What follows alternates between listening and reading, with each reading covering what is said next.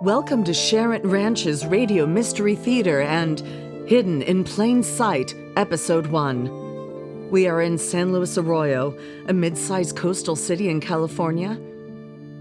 Jenni Steele, a private investigator, is having breakfast at a favorite diner with her friend, Patti. Patti is a weekly radio talk show host. Jenni, honey, listen to me. It's been 2 years since Paul died. You need to move on. Make some changes in your life. Shake things up a little. Oh, come on, Patti. I'm doing pretty well. I'm enjoying my work. I have free time to read and relax. Things could be worse. Oh, you did it. Just say that. Reading and relaxing. Boring. You need to get out more often. Get some excitement back into your life. Have some fun. I've already got all the fun and excitement I can handle, thank you. Well, I think 2 years are long enough. You need to start dating again. Dating? Did she say dating? Oh! Jenni, you dropped your glass. Oh my God! What the hell's wrong with you? Oh, God. Well, I thought I felt a spider on my arm. Sorry. Well, you scared the crap out of me. I'm gonna need to use the restroom now. Hey, you want to join me? No, I'm good. Well, that was fun. Paul, you can't keep doing this to me in public, honey. People will notice. Well, quit being startled. Besides, no one can see me. I'm a ghost, right? And only you can hear me. People see me talking to myself. I look insane. Watch this, Jenni. Hey, everybody, look at me. I'm a scary ghost. Boogity woogity. See? Nobody knows I'm here. Relax. Boogity woogity? How nerdy can a ghost get? Just stop, okay? You need a better sense of humor. Okay, I get it. How about this? From now on, I'll clear my throat a time or two to get your attention. And you just pick up your phone as a prop and pretend like you're answering a call. Actually, that might work. Meanwhile, Andrew Colquin, the former police chief for San Luis Arroyo, is taking a walk and is approached by Dexter Brennan. Well, if it isn't former police chief Colquin. Beautiful morning, isn't it? Dexter Brennan. I'm surprised to see the mob's attorney out in public view. Been looking for a hot dog vendor to shake down? Smart guy, huh? No, I'm here to do you a favor. A favor? Oh, you have some nerve. How'd I get so lucky? You know what?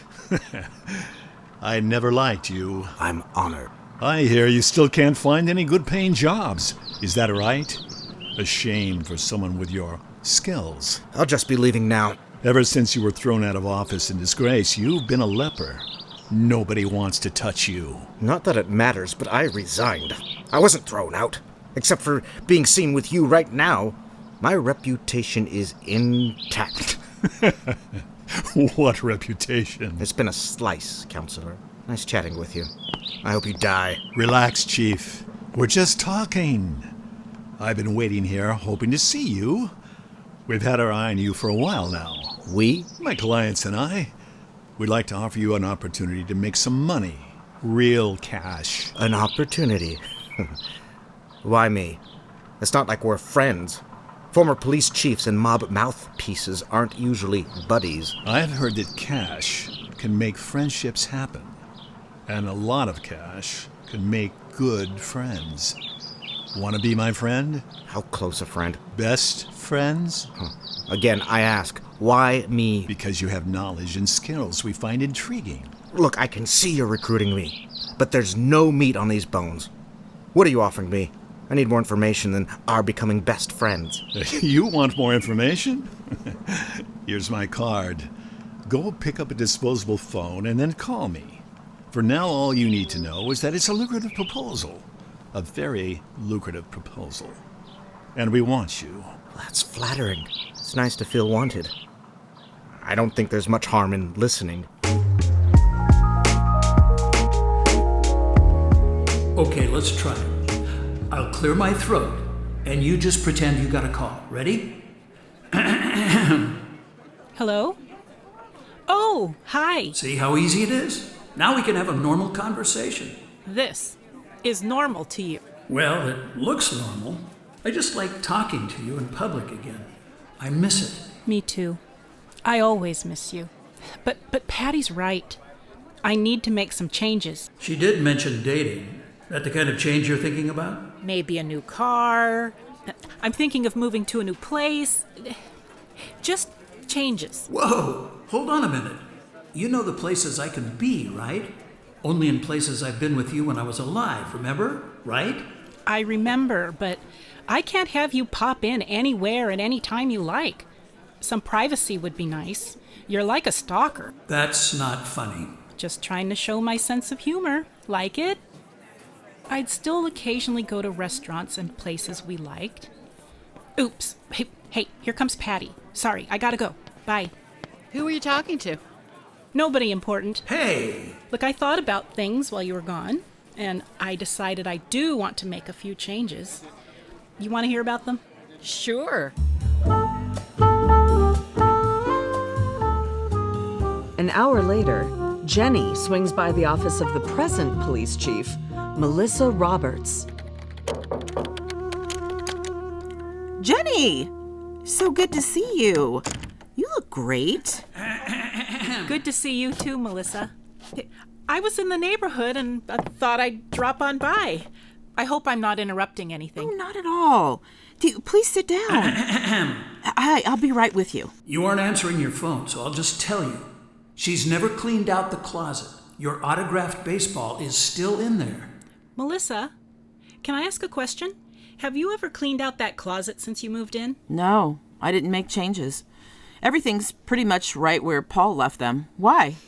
Oh, it's silly, but I used to keep an autographed baseball on the upper shelf in that closet. I was hoping you still might have it. Really? Let me check.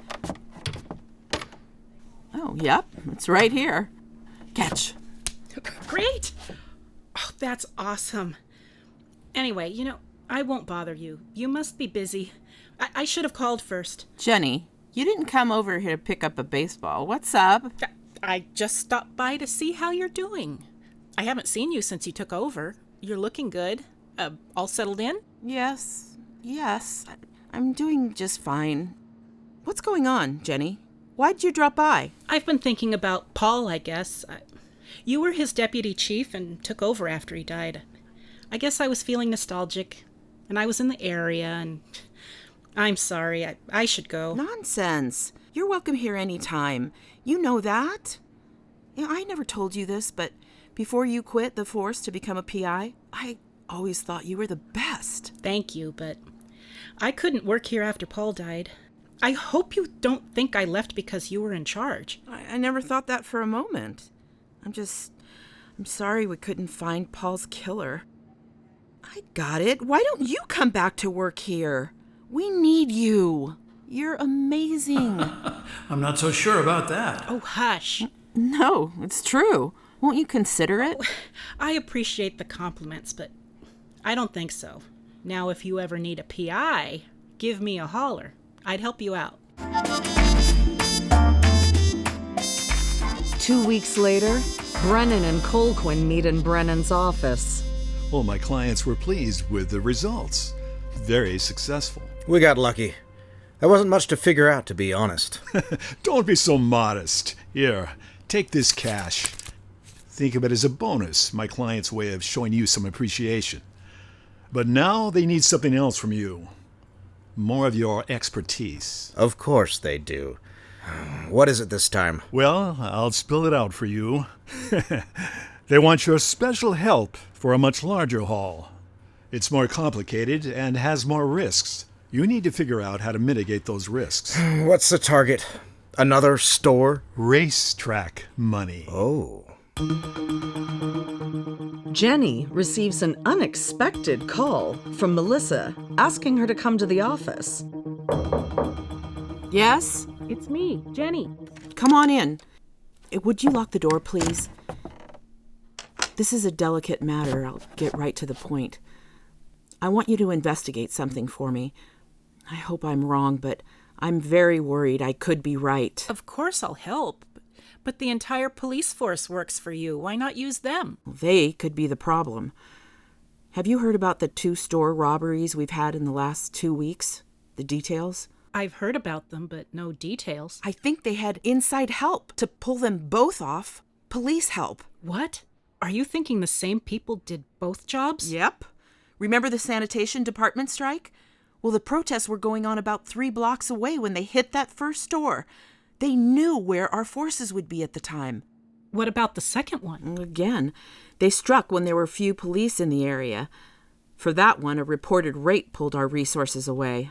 So, what, do you have any leads? Here's the files to study. In this office only, though. I don't want anyone in my department knowing about you. I don't see mention of surveillance camera evidence from the first robbery. There was none.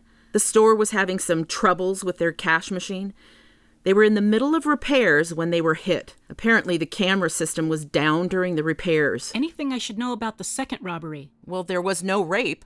We think the woman who reported it was in on the job, but we can't prove it. She said she made the call because her boyfriend had been cheating on her and she wanted revenge. Well, why do you think your department was involved? I mean, just because the police were pulled away? I mean, it seems coincidental to me. I was taught not to believe in coincidences like that. Does it sound coincidental to you? Well, no, but geez. I hope I'm wrong, believe me. That's why I need your help. You're perfect because you've got no formal ties to the force. Besides, you said if I ever needed a PI... I know. I'll do it. Anything else I should know? I'm considering calling the state attorney general for support. If you do, have them contact me. On the down low. What a mess. I wish Paul were here. He'd know what to do. I know about the controversy when you were hired. People didn't think you had enough experience.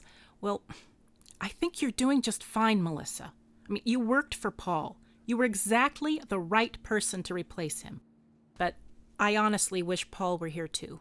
That's so sweet of you both. But don't worry, I'll help you guys out. It's going to be fun telling you what to do again, just like old times. Oh, shut up. What did you say? Oh, I'm so sorry. I was telling myself to shut up. I was getting sentimental. It is Friday afternoon. Jenni is back in Melissa's office. I found out a few things from the first store manager. I told him I was working for the insurance company. The reason the security cameras weren't working was because they were sabotaged. How? The security server for the camera system. Both the store cameras and the cash machine camera are on the same server. Someone jacked up the server. My guess is that it was the repair guy. You need to bring him in for an interview. Yes, I agree. But you can't be there. Okay, just record it. I'll watch it later. Press the guy on why he needed to turn off the cash machine camera in the first place. Jenni is back at her diner. She has set up a meeting with one of her confidential informants and is waiting for him to arrive. Hey, sweet cheeks. Happy to see me? Chet, how's it going? Hey, get your paws out of my food. Chill, baby. You contacted me, remember? You got something for me? Quit grabbing my freaking fries. You can't always be hungry. And when's the last time you showered? You smell like you could gag a maggot in a trash can. Well, sweet cheeks. You want what I got or not? Hey, pass the ketchup. It ain't much, but I heard those 2 store jobs were easy. Like real easy, like they knew no police would show up kind of easy.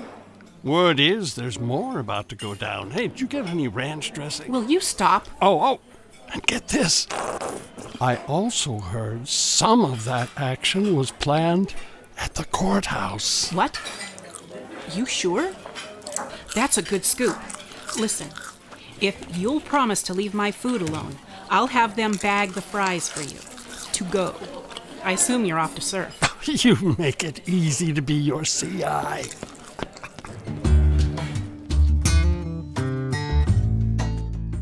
Jenni, with Paul tagging along, drives down to the courthouse. Paul quickly moves through the corridors while Jenni takes a more leisurely stroll. She spots Laura Dunbar, a reporter for a local newspaper. Hey, Laura! I hear congratulations are in order. New city beat reporter? Thank you. To be honest, they were a little worried about hiring me. They didn't think I had enough experience. But I can hack it. Really? A lack of experience? That's said to a lot of new hires these days. I'm sure you'll do great. If you work hard enough, these corridors have a lot of hidden stories to tell. You just have to dig them out. Actually, that's why I'm here. I heard that the bad guys are planning business here, in the courthouse. Believe it. Hey, I'll let you in on something fun. Did you know that Colquin was thinking about filing a lawsuit against the city? Colquin? As in that lying, cheating, dirty scumbag Andrew Colquin? For what? Not indicting him? I know, right? I saw something else you might find strange. They brought down a person of interest for one of those store robberies and interviewed him here, instead of at the precinct. That is strange. Wonder why they do that. I don't know, but I'll keep digging. Something will pop up. That tip about business being planned here. I need to check that out for myself. See where I'd go if I were crooked. The conference rooms? That'd be my guess. I think Brennan does his dirty deeds there. Brennan? Dexter Brennan. He's the mob's attorney. I think he does a lively business in those conference rooms. That's where he met up with that person of interest. Meanwhile, as Jenni and Laura continue talking, Paul spots Brennan on his cell phone. He listens in and has a one-sided conversation while Brennan continues talking. I've told you this before. Don't ever call this number. Sorry. Sheesh, how else do I contact you? Relax. What's done is already done. What do you want? I want to scare you. Are you afraid of ghosts? Hold on a second. There's a bug attacking me or something. Yeah, it just touched my ear. You felt that. Very interesting. Now, what were you saying? No? You wore gloves, right? Well, then don't worry. Gloves. You wouldn't happen to be talking to someone who recently robbed a place, would you? You what? Behind the server? You idiot. No, we have to send someone back to get it. Gotcha, Dexter. Back to Jenni and Laura's conversation. You've been very helpful. I'm not supposed to tell anyone, but I'll let you in on something. I'm working to get some info on those robberies. For the insurance company. I might have to dig in a bit on that Brennan guy. I would. Guess who Colquin met in a conference room a little while ago? Brennan? How'd you guess? Listen, if you get anything hot on this, do me a favor and keep me posted. I won't quote you, but I'd like to use you as deep background. Would you be okay with that? Will you do the same for me? Deal. Jenni returns home. Don't be dumb.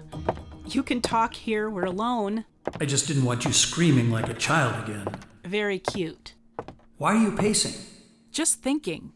You know, at the first store job, they sabotaged the camera server. That's why there was no surveillance video for the heist. But both store jobs had the same odd coincidence. The police were being diverted.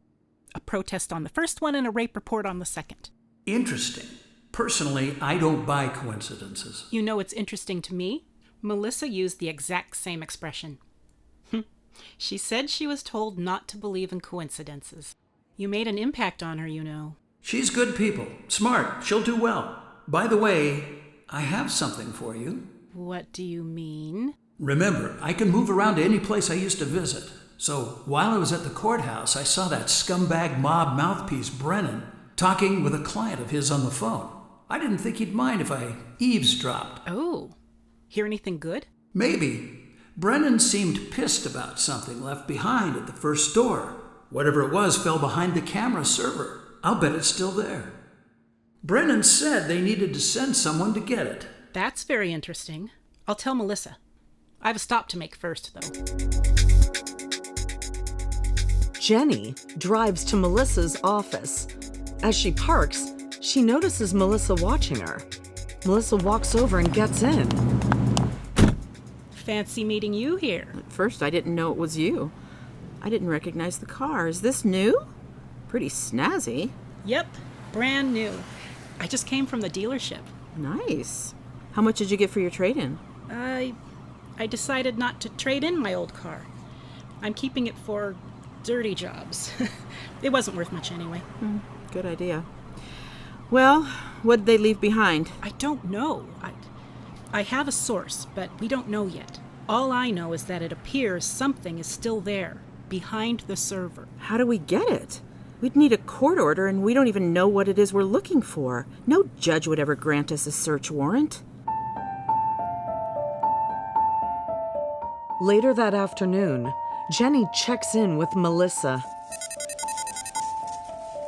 Yes, Jenni. Tell me something good. I'm afraid I can't. I told the store manager I was the insurance inspector again. He told me a repair guy had already been there. I looked behind the store camera server, but we must have been too late. Well, isn't that just peachy? Damn it! We've got to think of something, and quick. I know, and we don't have much time. My snitch told me more jobs were already being planned. Oh my God, Jenni. People are already uneasy about my getting this job. If people find out that police are involved, forget about it. It'll look like they were right about me. I'll get fired. What will Jenni do? Will Melissa get fired?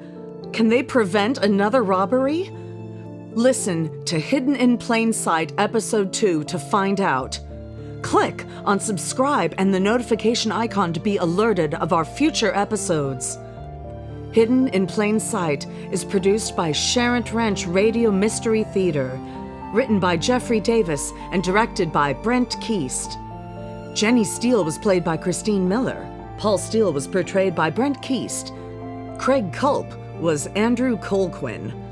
Scott Sebby appeared as Dexter Brennan. Patti Morgan was played by Cynthia Anthony.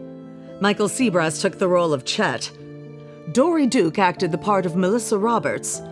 Laura Dunbar was performed by Cheryl Keast.